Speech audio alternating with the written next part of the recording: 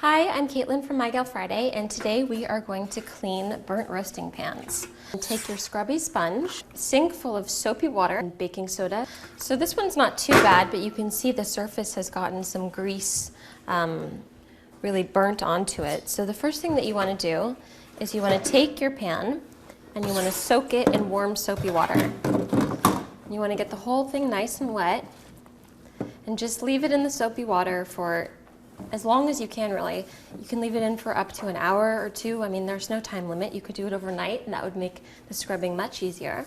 And so what you want to do after you've let it sit for a few hours is you come back with a nice sponge with a nice scrubber on it, or you could even use steel wool, works very well.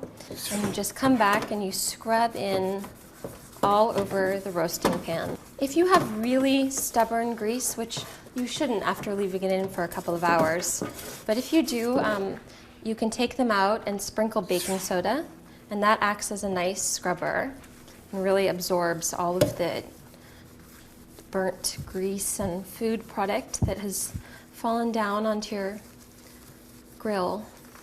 And when you're finished scrubbing it and you've gotten the surface nice and clean, you just want to rinse it off.